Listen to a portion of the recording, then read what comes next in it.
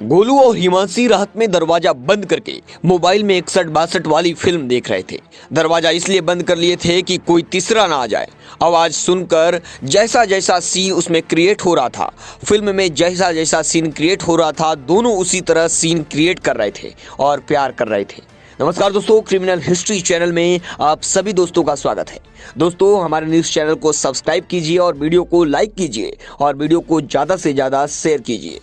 दोस्तों, गोलू और हिमांशी दोनों सगे भाई बहन थे।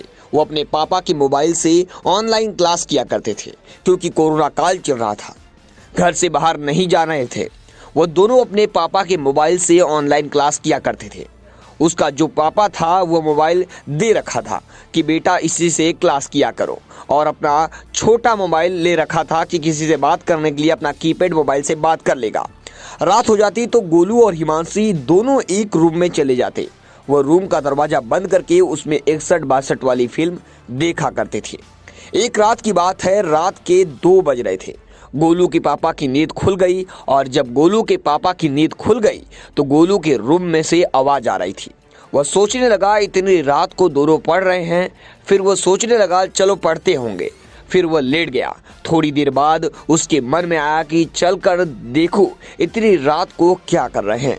इतनी रात को पढ़ रहे हैं, सुबह कब उठेंगे। जैसे ही उनके रूम के पास गया, रूम के अंदर से कुछ अजीब अजीब आवाज़ें आ रही थी। वह सोचने लगा मोबाइल देख रहे होंगे।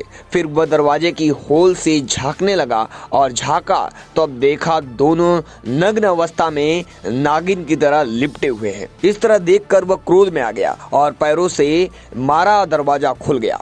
दरवाजा खुल गया, अंदर गया, दोनों को पकड़ लिया और पकड़ के उन्हें एक चाटा लगाया और बोला कि ये है पढ़ाई कर रहे हो। फिर दोनों अपने अपने कपड़े पहन लिए। हिमांशी को लेकर उसका पिता अपने रूम में चला गया और बोला तुम यहीं लेटना, तुम उस रूम में कभी मत जाना। उधर जो वो गोलू था वो अपने रूम में लेट गया। फिर धीरे धीरे समय बीतता गया। सुबह हो गया। अब गोलू और हिमांशी एक दूसरे से मिलने के लिए तड़पने लगे। फिर एक दिन की बात है, उसका पिता कहीं बाहर गया हुआ था। दोनों मिल गए अकेले में। दोनों प्यार करने लगे और एक ऐसा प्लान बनाया जिसे सुनकर पैरों तले जमीन खिसक जाएगी।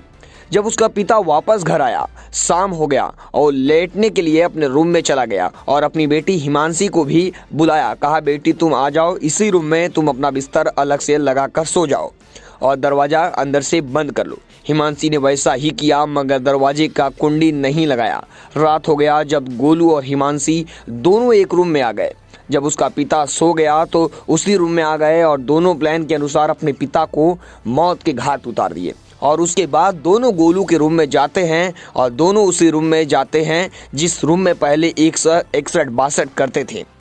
दूसरी रूम में चले जाते हैं और सारी रात 61-62 करते रहते हैं। जब सुबह हो जाती है तो वह दोनों नाटक करने और रोने लगते हैं।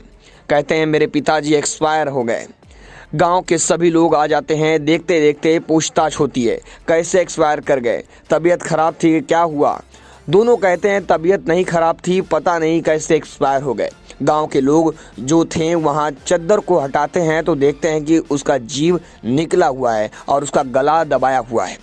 गांव के जो पड़ोसी थे जब इस तरह देखते हैं तो उनको लगता है किसी ने इनकी हत्या की है और वे पुलिस को फ़ोन करते हैं। पुलिस तुरंत आ जाती है और लाश को इस हालत में देखकर ही मानती है कि गोलू से पुलिस पूछताछ करती है तो वहाँ दोनों डर जाते हैं। पुलिस समझती है कि इन दोनों ने ही कुछ किया होगा। पुलिस वाले उन दोनों को 2-2 डंडे लगाते हैं। अब दोनों अपना सारा करतूत पुलिस वालों को बताते हैं। पुलिस वाले उन दोनों की बातों को सुनकर दांतों तले उंगली दबाते हैं और उसके पिता के बॉडी को पोस्टमार्टम के लिए भेज देते हैं और उन दोनों को जेल भेज देते हैं। दोस्तों, ऐसे आपराधिक मानसिकता वाले व्यक्तियों से सावधान रहें, सतर्क रहें और अपने परिवार को सुरक्षित रखें। और कमेंट में एक राय जरूर बताएं, क्या सगे भाई बहन को एक रूम में सोना चाहिए या नहीं। सोना चाहिए तो दोस्तों सावधान रहो, सतर्क रहो और अपने परिवार को सुरक्षित रखो। आज सभी प्यारे दोस्तों को प्यारा भरा नमस्कार।